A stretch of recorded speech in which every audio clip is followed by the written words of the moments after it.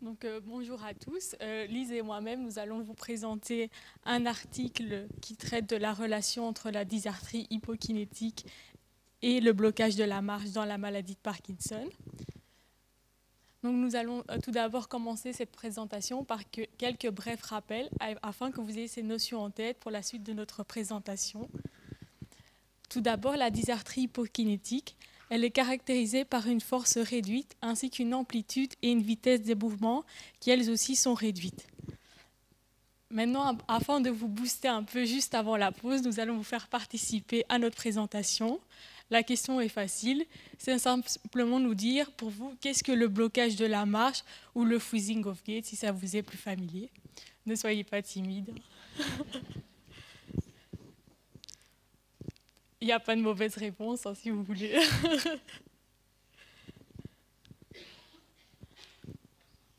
Bon, ben, personne n'aura fait sa bonne action. Donc, le blocage de la marche est une difficulté à initier un mouvement et pendant un laps de temps, le patient est incapable de marcher.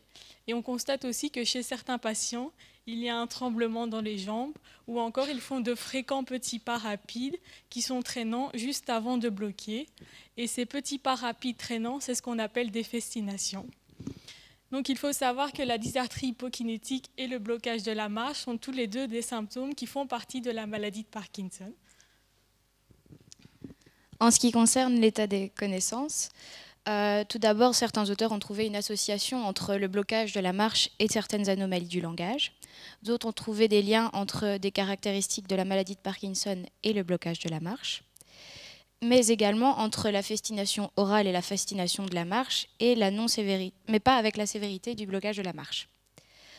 Ensuite, certains auteurs ont trouvé que plus la marche était rapide, plus l'intensité était forte, et que lors de la concomitance marche-parole, il y avait une diminution du débit de la parole.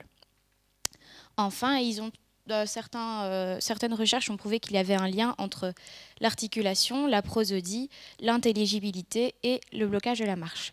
Mais aucune recherche n'a encore mis en lien le blocage de la marche et une analyse acoustique complexe.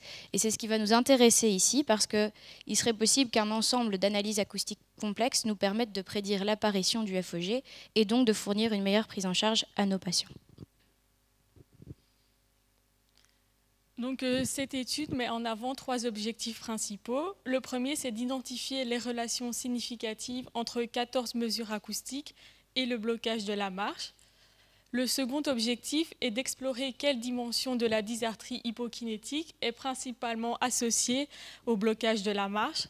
Enfin, le dernier objectif est de trouver une combinaison de mesures acoustiques qui permettrait de prédire le blocage de la marche.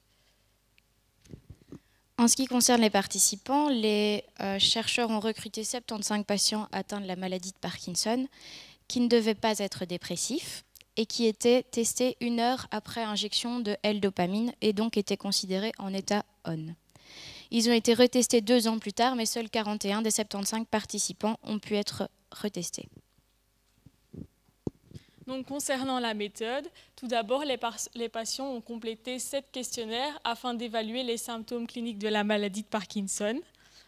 Ensuite, concernant le blocage de la marche, ils ont reçu le FOGQ, qui est un questionnaire qui comprend des questions générales et descriptions quantitatives du blocage de la marche.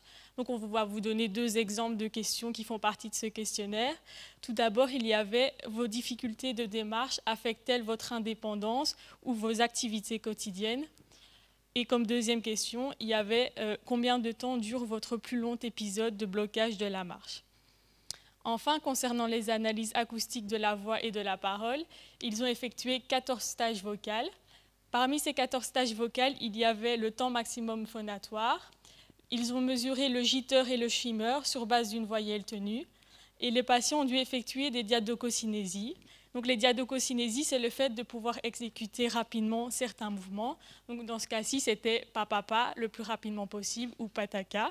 Et donc ils ont voulu voir la régularité des diadococinésies faites par leurs patients, par les participants, et aussi le nombre de diadococinésies qui étaient produites par seconde. En ce qui concerne les analyses, ils ont fait des analyses statistiques et ont essayé de trouver des corrélations entre les symptômes cliniques de la maladie de Parkinson et le FOGQ, donc le questionnaire que Doriana vient juste de vous présenter. Mais également, ils ont essayé de trouver des liens entre les troubles vocaux de la dysarthrie hypokinétique et le blocage de la marche, et des liens entre les mesures acoustiques et le FOGQ. Pour les résultats, ils ont trouvé une corrélation significative entre l'articulation et le blocage, et entre le débit de parole et le blocage de la marche. Mais n'en ont pas trouvé entre le tremblement vocal et le blocage de la marche, ni entre la mono-intensité et le blocage, et la monotonie et le blocage de la marche. Donc, en conclusion, comme Lise vient de vous le dire, ils ont donc mis en avant un lien entre l'articulation et le blocage de la marche, qui a pour impact une perturbation de la vitesse de parole. Ensuite, il n'y a pas de relation entre le tremblement vocal, la mono-intensité, la monotonie et le blocage de la marche. Enfin, dernière conclusion, l'analyse acoustique peut prédire l'évolution du blocage de la marche. Donc s'il y a une chose à retenir de notre présentation, c'est qu'en effet, il y aurait une espèce d'ensemble d'analyses acoustiques qui nous permettrait de prédire l'apparition du blocage de la marche et donc de fournir une meilleure prise en charge.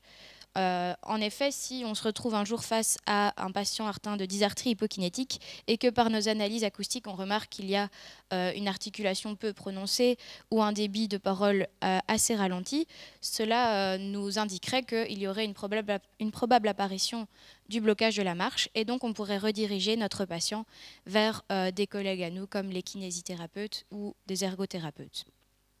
Voilà, merci de votre attention.